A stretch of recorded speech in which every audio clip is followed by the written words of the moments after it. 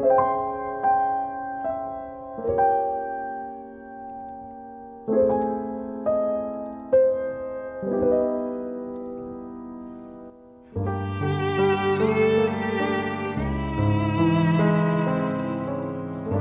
Christmas Eve, 1926, two men robbed the Rose Hill Pharmacy in Los Angeles. During that robbery, the proprietor, C. Ivy Toms, was shot to death. The two men who would be implicated and charged in that murder were Welby Hunt and William Hickman, both just 17 years old. The pair of delinquent teens began their life of crime by robbing a confectionery. They got away with $70. Realizing that he had a knack for crime, Hickman convinced Hunt to go with him to California in 1926. It was there that they entered the pharmacy owned by Ivy Toms on Christmas Eve. Wearing masks with pistols in hand, the two robbers did not expect to run into a police officer inside the drugstore. When the officer realized the men were robbing the store, he pretended to raise his hands in surrender, but pulled his weapon instead. This prompted the two teens to fire their weapons wildly as they tried to get away. In the ensuing gun battle, the officer was wounded in the abdomen and survived, but Toms was shot in the chest and died on the spot. The teens got away, but with nothing to show for it. Looking for work? Probably not in an attempt to go straight, but likely to find an easier way to steal people's money, William Hickman secured a job as a page at the First National Trust and Savings Bank where Perry Parker was employed. Parker may never have come into contact with Hickman, except Hickman was caught forging checks. Parker filed a complaint against him, and Hickman was charged. He was put on probation, which Perry Parker argued firmly against. While on probation, Hickman returned to Kansas City for a short stint. In October, he returned to his thieving ways. He stole a car and drove through several states, committing armed robberies in between sightings. He returned to Kansas City once more and stole another car, a Chrysler Coupe, taking it to California, where he committed even more robberies. At one point, he tried to regain his job at the bank, but Perry Parker refused him. Little did Perry Parker know, but this would not be the last time he would see William Edward Hickman. And as always, keep in mind, this is a murder podcast and there will be graphic details about murder. So if you can't handle that, you probably shouldn't listen. I'm Darlene. And I'm Melody. This is Hard Times and True Crimes. We want to thank the people who have bought us coffees this past month. Yes. Thank you, Katie G, for the coffees you bought us. Thank you, Katie. That was so sweet. And then also thank you to somebody, but we think we know who that somebody is. We also have our hoodies. We're so excited about those. They are really cool. They have a great new design. Unfortunately, we've sold out of our smaller sizes, but we do have 2X and 3X available. We will have them on our Facebook page. Yes, they're really nice and really comfortable, guys. I think you're going to love them. We have some t-shirts left. Of all sizes. Yes. We have some t-shirts of the new design. Those are the larger sizes as well, 2X, 3X. Yes. We will have them in our Facebook group and on our page. So send us an email at hardtimesandtruecrimes@gmail.com if you'd like to order those. Darlene and I are sitting here this evening in our Christmas pajamas. Yes. By the time this episode is released, you guys will be hearing it on Christmas Eve or after. And we just want to wish you all a Merry Christmas. The sources for this episode, I read lots of web pages and newspapers.com, but my main source was an audiobook that I listened to. The book is called I Want to Come Home Tonight, The Haunting Story of Marion Parker by Troy Taylor. You can listen to it on Audible. Charles Huddleston reached out to me. He graciously offered to let us use his music that he had used when he narrated that audiobook. And I will link that in our show notes. It was a really good listen. He is an excellent narrator, and I highly recommend it. And here is your story. Yes. It was around noon on December 15th, 1927. in LA, just a few days before school would let out for Christmas break. The students were excited. They were having their class Christmas party that day. Maybe one of the teachers had rolled in a Victrola because, of course. Yes. The children were probably hyped up even before the candy, but they would have been eating candy canes and maybe fudge that they brought from home. And the school choir would probably do a rendition of Silent Night, slightly off key. This was Los Angeles in the Jazz Age. This particular school, Mount Vernon Junior High, was located in an affluent suburb of LA. Just after lunch, the school registrar, Mary Holt, listened as a young man who was an employee of the bank presented himself to her. And the young man explained that he worked with Perry Parker at the Los Angeles First National Trust and Savings Bank, that his boss, Perry Parker, had been in a bad automobile accident. And he went on to explain that Parker was asking for his daughter. When Mary Holt asked which one, the man hesitated for a second and then replied, the younger one. Did Miss Holt find it strange that Perry Parker was only asking for his younger daughter? After all, he had 2 daughters at that school, and they were twins, younger only by minutes. So it was an odd choice of words. But the urgency of the situation lowered her guard. Miss Holt called for Marion Parker to be brought out of class. So, to be fair, Miss Holt did hesitate a bit, but the gentleman was sincere and persuasive. He even urged her to call the bank, verify my story if you need to, but hurry. This was an emergency. So she relented, and later that decision would haunt her probably for the rest of her life. Oh, no. When 12-year-old Marion was told of what happened to her father and that he was asking for her, of course she did not hesitate to go with the strange man either. She was only concerned about reaching her father in his time of need. Later that evening, when Marion's twin sister Marjorie returned home from school without Marion, nobody knew why. They just assumed she had stayed after school for something, maybe to help a teacher. They were not aware of the events that had taken place earlier that day. Perry Parker, the girl's father, he started asking the girl's friends and neighbors, have you seen Marion? Did she stay after school? Those kinds of things. And nobody knew where she was. So when she had not gotten home by dusk, Mr. Parker called the school to inquire, and that's when he learned of the ruse.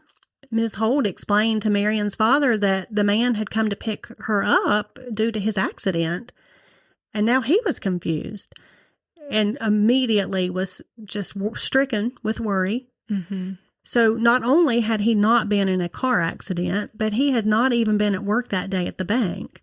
He had taken off to celebrate his 48th birthday with his wife, Geraldine. They felt maybe there was just a mishap.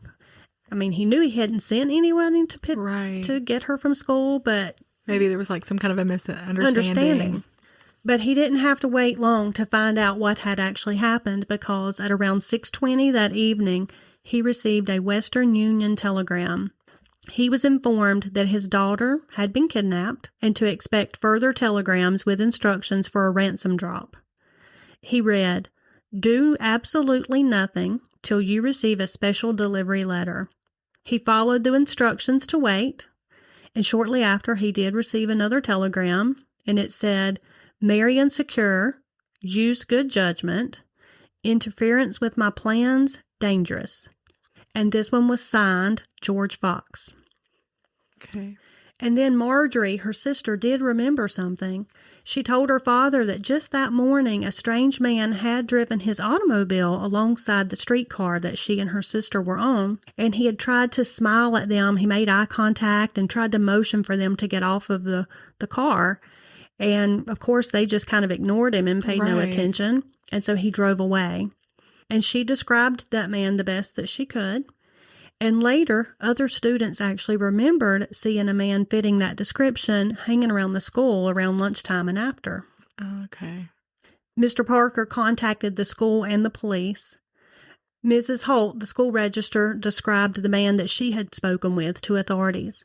He was between 25 and 30 years old, about 5'8" and around 150 pounds, and clean-shaven.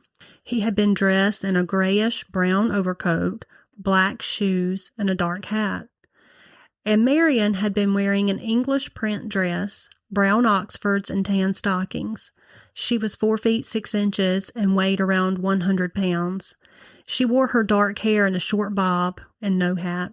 Oh. She had that cute little, like, page boy haircut with the bob and the short bangs. Yes, I love that. So adorable. Detectives were at the Parker home when that night another special delivery letter came with the ransom demand. $1,500 for his daughter's safe return. And it, of course, said, do not contact police and get them involved, which he obviously already had. Yes. It said, failure to comply with these requests means no one will ever see the girl again, except the angels in heaven. Oh, my gosh. And then he gave a time frame, 72 hours, to get this all taken care of, and said he would leave further instructions later. And again, it was signed by George Fox. The authorities, of course, instructed him, don't make the payment. But more telegrams arrived with more threats to kill Marion. All decided that the best way to get the little girl home safely was to comply and make the payment. It was not even that much. A paltry $1,500. Right. Why would you not pay that? Exactly. It was not some impossible amount to come up with. He worked at the bank. Right. And this baffled police because most ransoms at that time were in the 5 to 6 figure range. Who's going to ask for just $1,500? Yeah. And it was specific. He wanted 75 $20 gold certificates. The note also said, if you want aid against me, ask God, not man. And almost every note from the kidnapper would have that statement in it. It was odd, just weird. Yeah. Now, of course, Parker, like I said, he had already involved police, but he was desperate and there was no way he was not going to make that payment. So he made an agreement with the police. Don't alert the media, keep it quiet. I don't want the kidnapper, to know that I've involved you, and I'm going to make this meeting. A meeting was arranged. Perry Parker was to arrive at 10th Street and Grand Mercy Place with no cops. Parker showed up. He waited and waited, but the kidnapper did not show up. So Parker finally gave up and went home. Unknown to him, the police had followed him and evidently did not do a very good job of concealing themselves. Oh, no. So the kidnapper had seen them and, of course, not shown up. Right. So Parker was devastated because he missed his window to get his little girl back. And the kidnapper was quite angry about it. He did contact him later and really admonish him about getting them involved.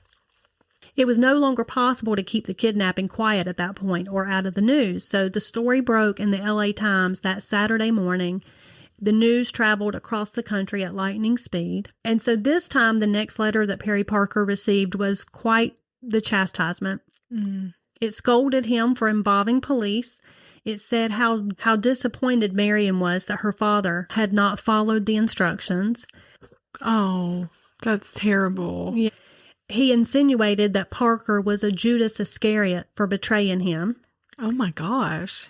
It told him he needed to pray to God for his forgiveness for the betrayal. And now it was just signed, not George Fox, but the Fox.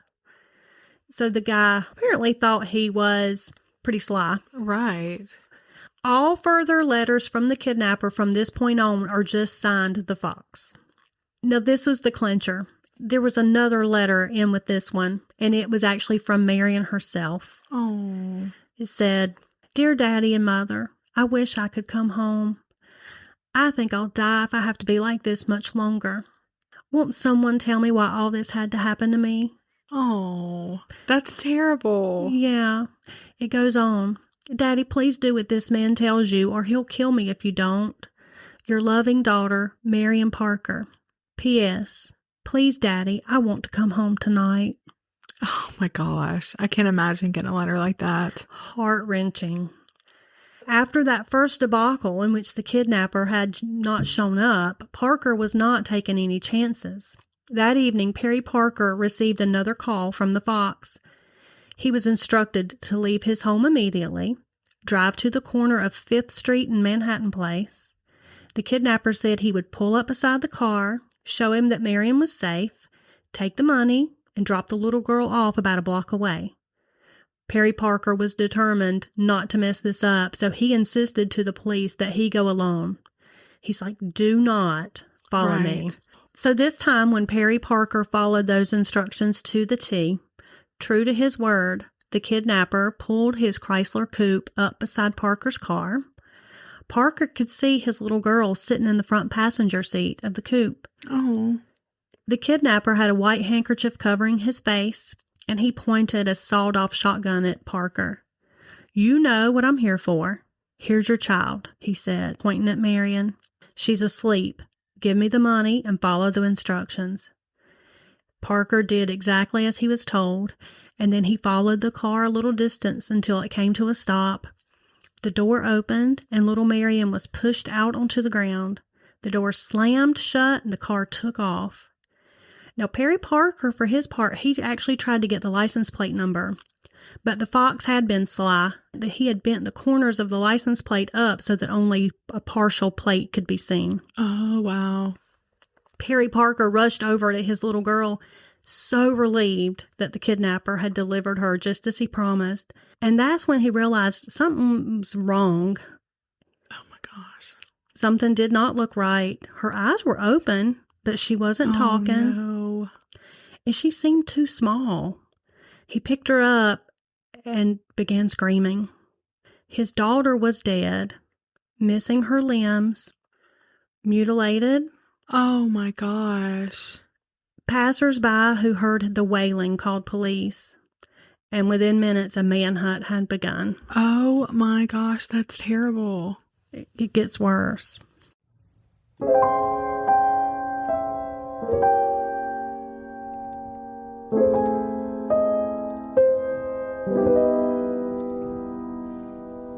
Frances Marion Parker was born October 11th, 1915, in Los Angeles, California, to Perry and Geraldine Parker. And as I mentioned, she had a twin sister, Marjorie, but she also had an older brother named Perry Parker Jr., and he was about 20 years old at the time of this abduction. Okay. The girls, of course, they're twins, and they had that special bond that twins have. But their personalities couldn't have been more different. While Marjorie was this girly girl, Marion, she tended to be more of the tomboy. She enjoyed playing outside, and she didn't care about getting dirty or getting hurt. You know, she played rough and tumble right along with the boys. And she loved playing with her friends, going to school, hanging out, just like most kids. Right. But she was also a bit of a homebody. When evening came, she wanted to be at home at her own house. So more times than not, she would turn down offers to spend the night with friends. She was just most comfortable in her own home with her family. She could be shy around adults, like a lot of kids. Right. But downright silly when she was in the comfort of friends or family. Marjorie would be known as the quieter twin, content to just sit back and let Marion take center stage, kind of. And like we had talked about a second ago, Perry Parker's job at the bank, it was a good job. He was successful. The family lived this upper middle class to affluent lifestyle. But the investigators weren't sure that the motive for abducting Marion was pure greed because, again, $1,500 just doesn't make sense. Yeah, I was thinking that. They wondered if Mr. Parker had enemies, if he was involved in something shady. Right. He wasn't. Did he have some sick enemy that was bent on vengeance? They were like, what would explain what had been done to that poor little girl's body? Right. I mean, it had to be something. What Marion's father discovered when he pulled the blanket off of his little girl that night is really just incomprehensible. And this is my graphic warning here. When Mr. Parker unwrapped that bundle, it was just a torso. Marion's legs had been cut off close to the body, and her arms were cut off as well. She had been disemboweled. Oh my gosh. And her body was stuffed with rags. And then this wire had been twisted around her neck, and it went up the back of her neck, wrapped tightly around her forehead as this crude makeshift way of holding her head up. Her eyelids had been sewn open with black thread to make it appear that she was still alive. After a medical exam of the body, it was determined that she had been killed just a few hours before they had dumped her. Oh. which means she had been alive at the first attempt to trade off for the money. Her father was devastated. And he just happened to see that. He saw it. He picked her up. And, I mean, there's really no words. No. And, of course, he knew he would never be able to tell his poor wife what he had really seen. And she didn't want to know. Oh, yeah. The city was in an uproar. Her schoolmates were scared. They didn't know if some strangers out there abducting lots of kids. And yet they were told, like, be on the lookout for who you might see who could have killed your schoolmate. It was this grisly murder case that went, nationwide. Everybody wants to help search for the killer because they want vengeance or justice at least. Right. So everybody's looking for the people. Who was it? A group of people, one person. Most people figured it was a male. Especially since he had signed his name George Fox to begin with. And then the next day, unfortunate park visitors at Elysian Park near Dodger Stadium made a grisly discovery. 6 separate bundles containing missing parts of Marion's body were found, wrapped in newspaper and dumped at various points around the roadway. Police also discovered the car, which had been driven by the kidnapper, which was about a block away from where her body had been dumped. A resident found a suitcase containing blood-soaked papers and a spool of thread that matched the kind used to sew little Marion's eyes open. California Lieutenant Governor Burren Fitts rightly called the murder the most vicious and atrocious crime in California history. The Parker family made funeral arrangements and grieved. Of course, they kept her funeral a private affair. I mean, the whole world's watching and reading all these accounts. They just needed that space to properly grieve her. Her body was cremated and laid to rest in Forest Lawn's great mausoleum at Forest Lawn Memorial Park in Glendale. The Fox was getting a little sloppy, probably nervous because now there's a huge manhunt, and left several silly clues that he probably didn't mean to send. He probably read the paper and realized, hey, I'm close to being found out. Sure. One of the towels that he had wrapped Marion in had a label sewn into it, which identified it as belonging to the Bellevue Arms Apartments. So that was the first big clue in the case. And when police questioned the building owner, he confirmed that a man fitting the description of the suspect had rented an apartment in the prior month, room 315 in the back, and he had given his name as Donald Evans. And they, of course, knew that was fake, just as they assumed that George Fox was also fake. Prior to tracking down the apartment, investigators had considered several suspects already, including someone named Earl Smith, the son of a local dentist, and Lewis Wyatt. But Mary Holt, the school registrar, she had already looked at those guys and said that's not him. Okay. She was able to identify that they were not the culprit. It was the kidnapper's car, though, that revealed the biggest help to investigators. And of course, it was stolen. Right. But they were able to pull fingerprints from it, and some of the Remsen letters had fingerprints. Oh, yeah. And those prints were identified as belonging to a man named William Edward Hickman, who indeed had been a former co-worker of Perry Parker's down at the bank. Wow. Now that authorities had a name attached to the apartment, they were looking for William Hickman. One man who resembled him and lived kind of in that vicinity was arrested 5 times before he finally just had to get the authorities to write him a letter saying he was not Hickman and that he should not be arrested again. Wow. So investigators were working furiously to find him. Was William Hickman really the sly fox he imagined himself to be? After all, someone who had thought themselves to be so smart had made such stupid mistake of leaving their fingerprints all over the car. It didn't seem that smart after all. They actually were surprised to learn that Hickman was much younger than they had originally thought. Of course, the description I gave you said he was between 25 and 30 years old, but William Hickman in reality was still just a teenager, 19 years old. Are you serious? Mm-hmm. He had been born William Edward Hickman in 1908. His mother described him as a good boy who attended church regularly and he was active and a leader in Sunday school activities. Officials at the high school, though, where he went in Kansas City, they actually reiterated his good reputation. Really? Yes, the principal himself described Hickman as mild-mannered, popular. He made high marks. He was elected to student council 3 years in a row. He was the vice president of his senior class.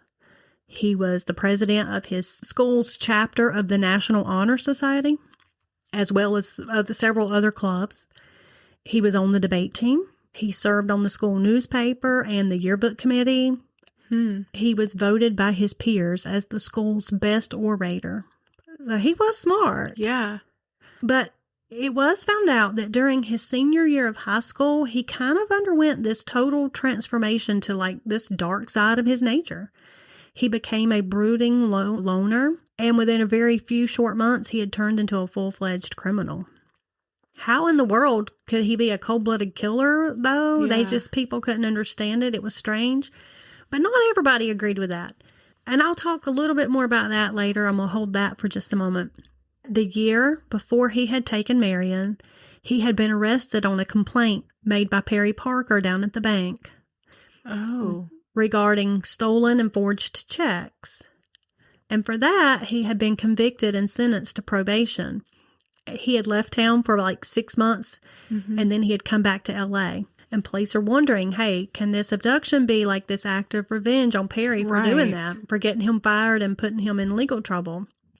When investigators searched the apartment that formerly had been occupied by Hickman, they found bloody footprints, a burnt handwritten drafts of some ransom letters, newspaper clippings about the kidnapping, and a janitor reported that he had observed Hickman carrying several packages to his car on the night of December 16th. Wow. And also had seen him wiping down the car seats the next day. By the time the police had tracked down all that information, though, Hickman split. He was gone. He had fled to Oregon. He was spotted there on December the 20th driving a green Hudson, which was also stolen. No surprise there. Police were then able to trace him to Seattle. So people would cite him and they would call it in. But by the time they got there, obviously he's moved on. But they're closing in. And so he goes to Seattle, Washington, and he uses 2 of those $20 gold certificates that had been passed to him as part of the ransom. And then 2 days later, he was spotted in Portland. All of a sudden, they do spot him. They chase him. They have like this kind of wild car chase in Portland. It lasted about 2 miles, and they get him. Oh, I'm so glad. Yeah. And so William Hickman was arrested at approximately 1:30 on December 22nd, 1927, just 3 days before Christmas. Discovered in the car with him was $1,400 of that ransom money in the gold certificates. And he swore to officers, "Some fiend killed her. I don't know who he is." And then stated, "I did it because I wanted the money to pay my way through college." Oh my gosh. So you murdered this little girl because... And committed these horrible mutilations. Yeah. Stupid. They had finally caught the fox. They charged him with kidnapping and murder, and then he immediately began trying to do damage control. At first, he actually claimed he only helped participate in her murder, and he pointed the finger at 2 other men, these brothers named Oliver and Frank Kramer. He gave a detailed, outlandish story about being a part of a kidnapping plot with them. He admitted his part in writing the letters and making the phone calls to arrange the ransom, but he wasn't the one who actually carried out the murder, he said. Of course. So I wonder if his heart kind of sank when he was told, well, your story's a bunch of bull malarkey, because both of these brothers were actually already incarcerated when this murder took place. So I guess he figured, jig's up. Right. He was extradited back to L.A., where he was implicated in another crime and murder. Another murder? Another murder. He had murdered a drugstore clerk named Clarence Toms during a holdup prior to this murder. Oh my gosh, he would have been like a baby. Yes, he was a young teenager. And other numerous robberies. But his murder of this little girl and what he had done to her was his undoing. Yeah. I hope we find out, like, what, like he gives some kind of an explanation. Well, he gives lots of kinds of explanations. sure. You'll just have to determine which one you find the most credible. Okay. He confessed at that point. He knew he was found out. And the details in his 19-page confession are chilling details. Again, this is a graphic warning. Mm. He wrote about how in his apartment at the Bellevue, the reason he said he killed her at first was that he was afraid she would cry out and give him away. And so the more he thought about it, he just decided he was going to have to get rid of her. He said he tied her to a chair and then strangled her until she was unconscious. He then sliced her throat at the jugular vein, Gosh. hung her body upside down in his bathtub to drain the blood, and then after he took off the arms and legs, he disemboweled her. I don't know if I'm going to leave this in, but this is what he said. That the body jerked so violently that it flew out of the tub, which suggests that she may have still been alive during the dismemberment. Oh my gosh. Now, I don't know. He may have just been saying that for attention and to make it sensational. Right. And I'll explain why. You'll understand why. Okay. Allegedly, he mutilated her in such a horrible way in order to make it easier to dispose of her body. But a lot of people thought maybe he's embellishing these details for notoriety. Right. One important distinction I want to point out, and he pointed this out, he never sexually assaulted her in any way. Okay. He said, "Oh no, I would have never done that," because he apparently thinks he's so upstanding. Right. But Such a moral guy. Right. But thank God he didn't. Yes. Because he didn't. Her body was Good. not so. If you can take any solace in this horrible, horrible story, it's that he did not sexually assault her. Good. His confession continued, though. He said he wrapped her limbs in newspaper before putting her torso in a suitcase. And then it was later that night when the thought occurred to him that Perry Parker might want to see his daughter alive before he paid him. And that's what prompted him to sew open her eyelids, and he put some makeup on her face to make her look more alive. And then he told the authorities. She felt perfectly safe, and the tragedy was so sudden and unexpected that I'm sure she never actually suffered through the whole affair, except for a little sobbing which she couldn't keep back for her father and mother. His story does go all over the place. Like one minute he says one thing, and another minute he says something that contradicts it. Right. And we see that all the time in these stories. Because they want to minimize what they did and their guilt. Yes, until they want to maximize it for their, for attention. Yes. And sometimes they vacillate. What's that word? They vacillate? I don't know. They go back and forth. Yeah, exactly. between the two. Hickman also made it clear that he had not killed her as some act of revenge on her father for getting him in trouble and fired from the bank. He said he simply had seen her at the times when she had come into the bank to visit her father. He said he needed money for college, and a kidnapping plot for ransom just seemed like an easy way to get it. He was planning to attend a religious college because he wanted to be a minister. Huh? Yeah. Go figure that one.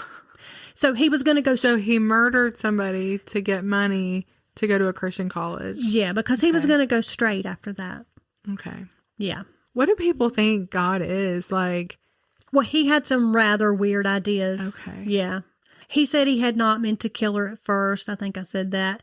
But he got worried that she would cry out and give him away. So then he decided, I better kill her. And then, again, that whole notoriety thing. He did seem to be enjoying the attention he was getting after all of this. And he told reporters he wanted as much coverage in the press as Leopold and Loeb had gotten.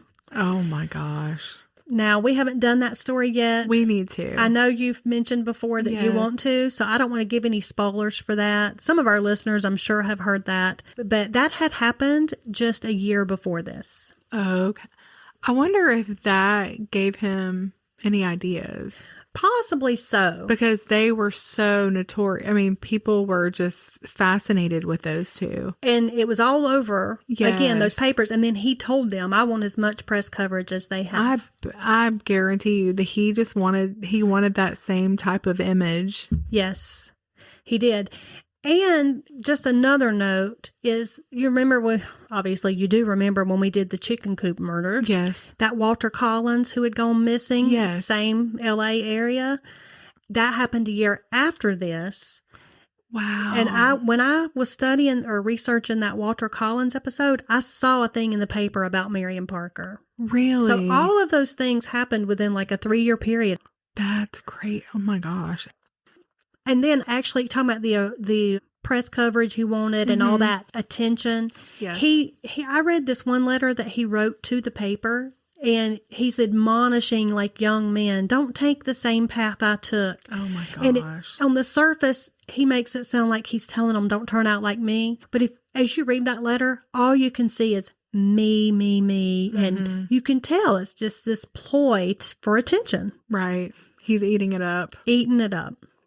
Headlines everywhere announced the news of his arrest, his confession, the information about his incarceration. You know, the world was just as absorbed in true crime then as it is now. Right. Because we are fascinated. Like, We are. what's going on in your mind? Like, who is this person? Like, could my next door neighbor be that kind of a person? Right. You know? And so it fascinates us. At this time, California had just recently passed a new law that allowed for a not guilty by reason of insanity plea. You know his lawyers are going to go for that. Yeah. And William Edward Hickman actually was one of the first ones to use it after that became a thing in California. But he sure doesn't sound like he's insane. No, he doesn't. I mean, you would have to be crazy to do what he did, but not by a legal, I don't think by a legal definition. Exactly. And that is one of the things that the prosecutors and his defense team argued back and forth in court. That was really the hinge of his whole case. But if you get to listen to the book that I referred to at the beginning, it covers the trial in detail, and that's just a good listen. Okay. Because they really cover that argument there very well.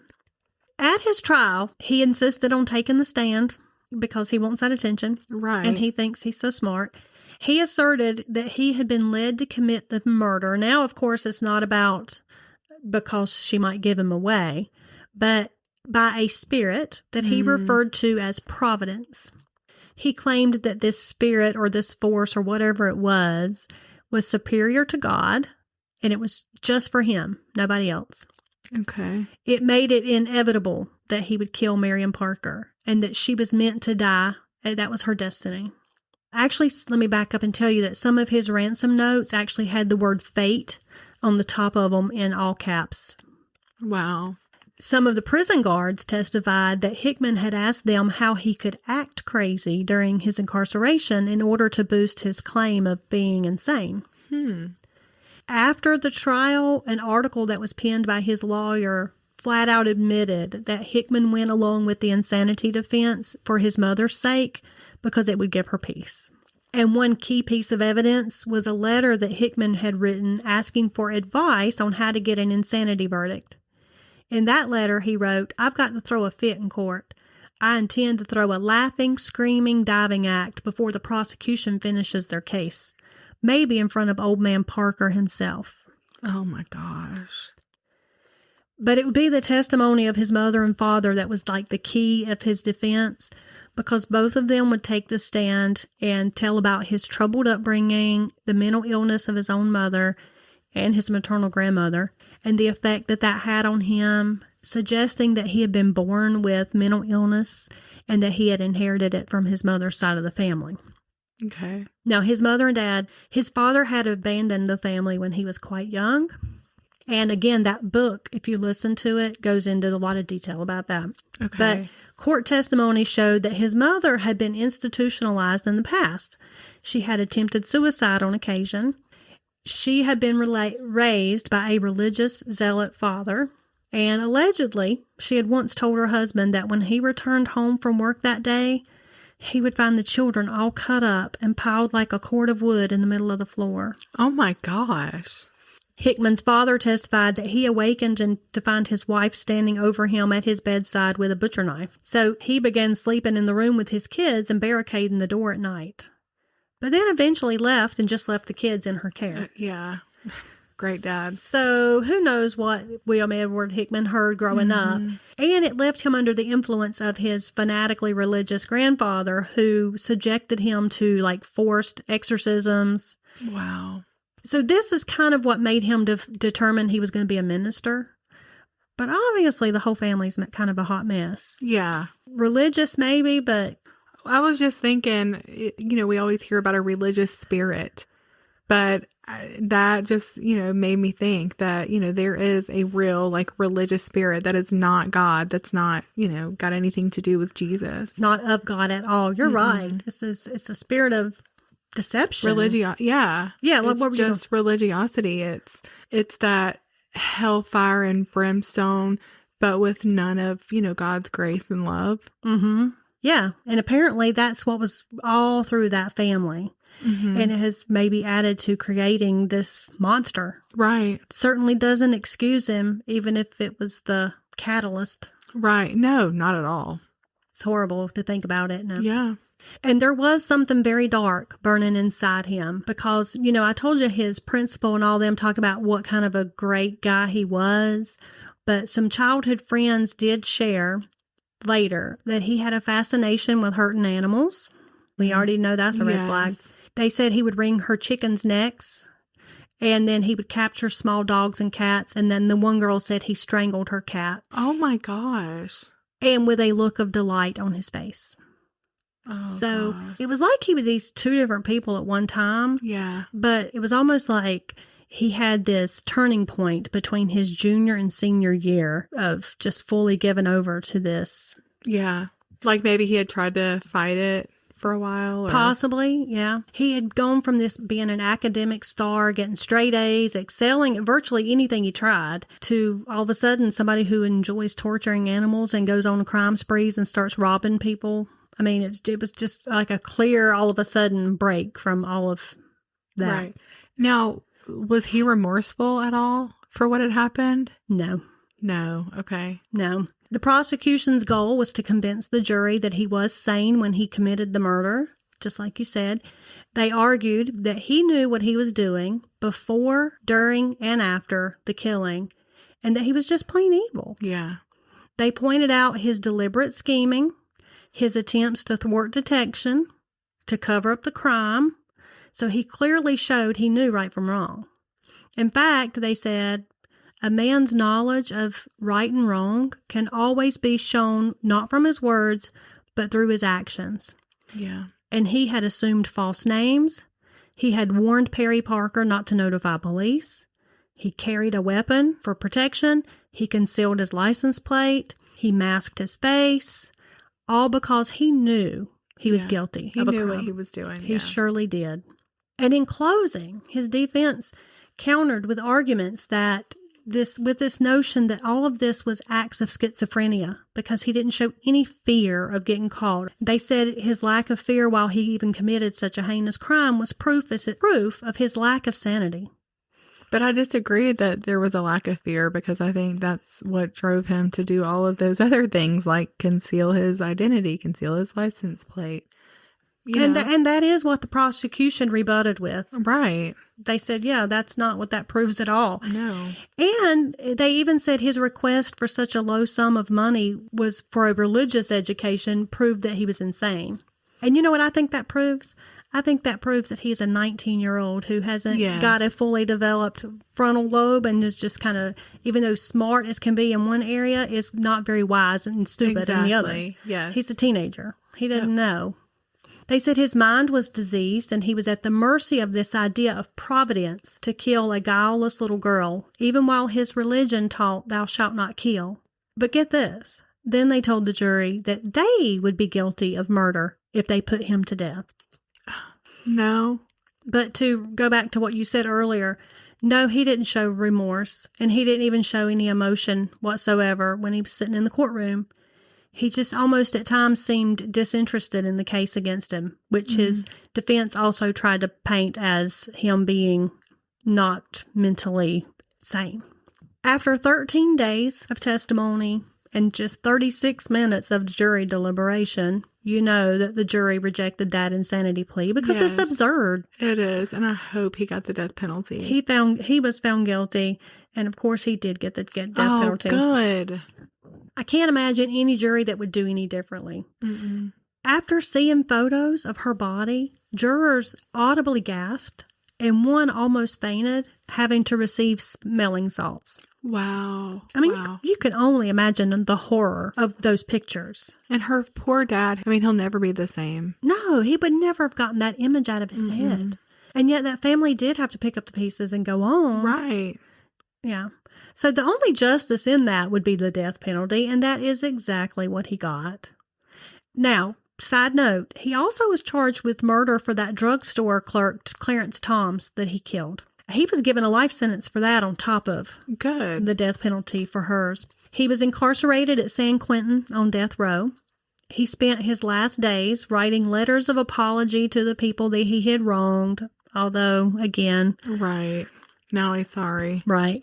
They said he had converted to Catholicism, that he was reading his Bible and listening to jazz records. And anyway, then came the day, 10 months after the brutal murder of 12-year-old Marion Parker. All his appeals were denied, and William Hickman faced the noose.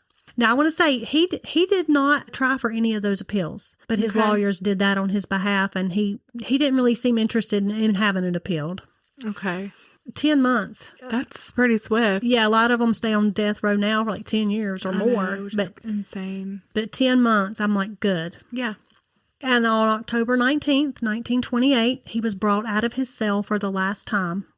He had told his friends that he would walk to the gallows confidently, strengthened by his newfound religion.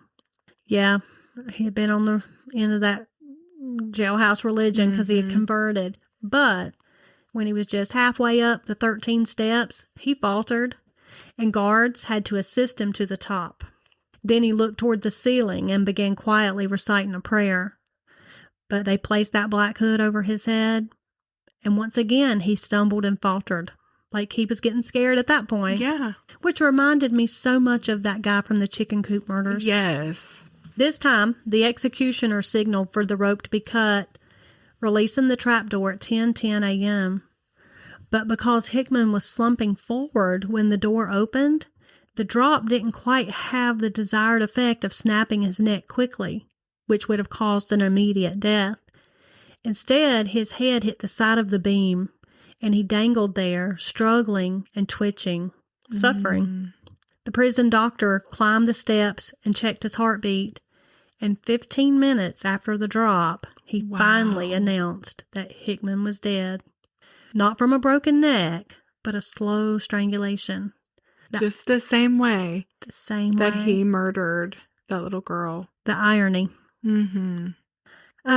We talked about Perry Parker. You know, he had, of course, continued working at the bank for 44 years. Wow. Before he died at the age of 65.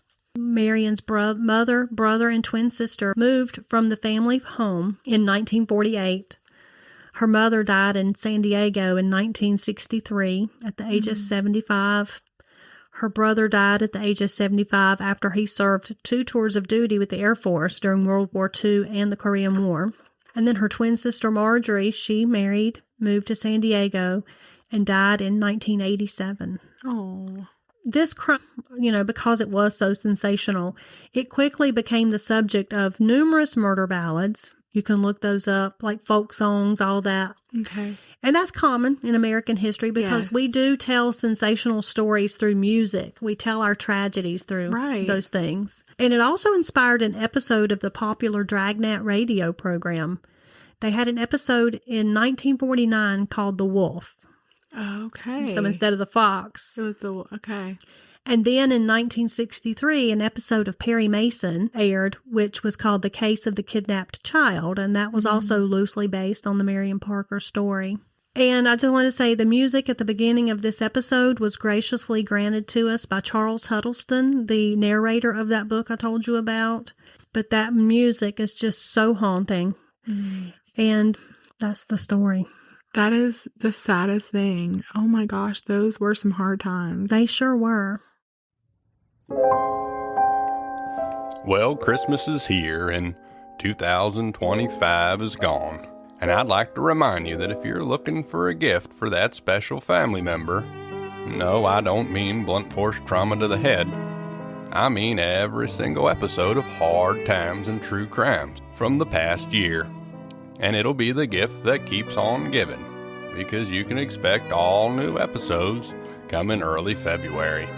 So you make sure you tell everybody you know, and a few people you don't, to check us out. Till next year, goodbye.